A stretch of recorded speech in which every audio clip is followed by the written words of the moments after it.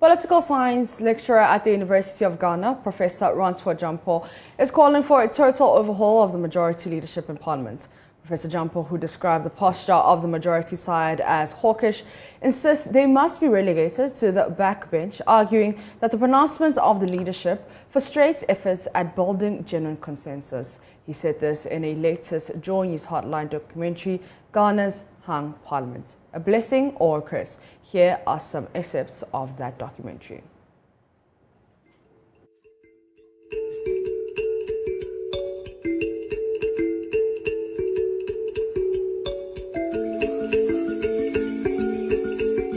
Since the inception of the Fourth Republic, the governing party had always had an overwhelming majority in Parliament.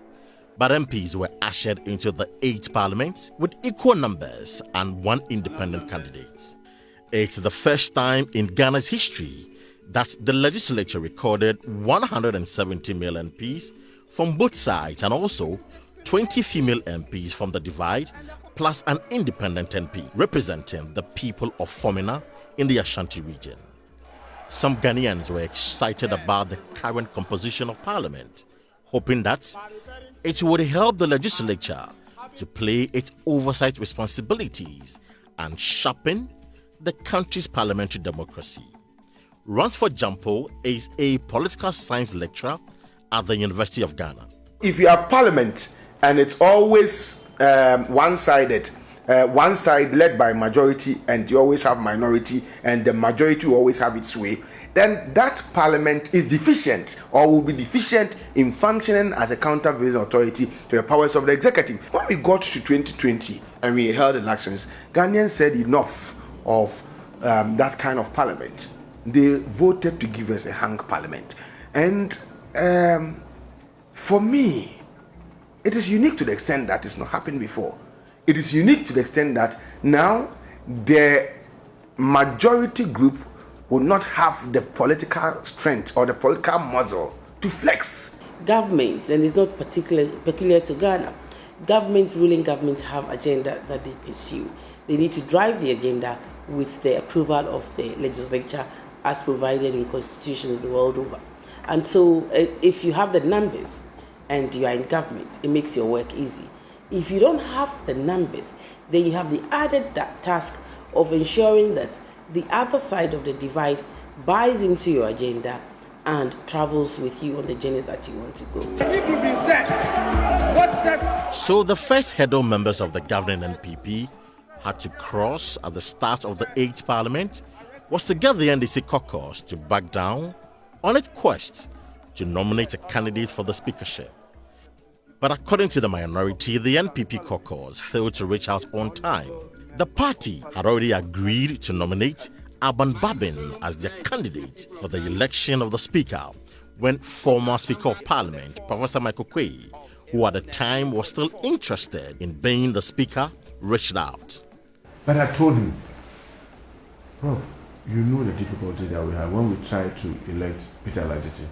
I don't think my party will be willing to go through that path.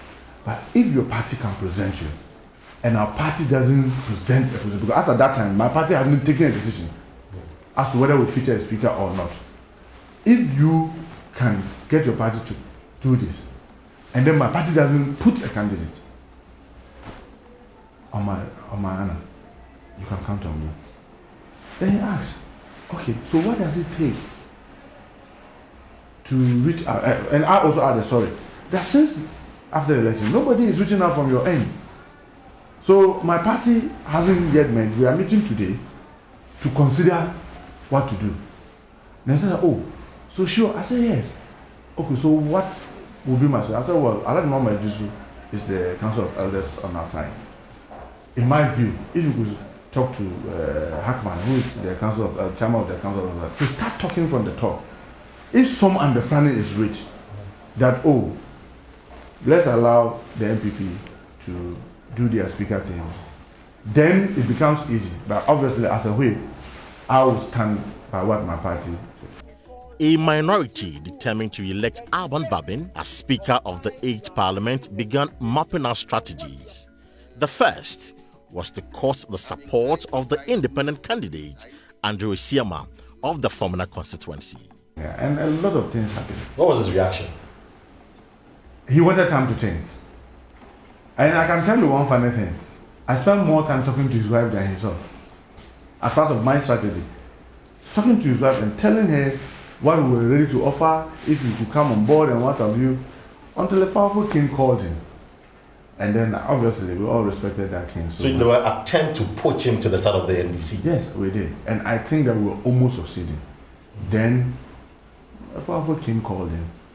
And then when he told me, I said, well, this is a king that myself I revered, so it will not be good to disobey him.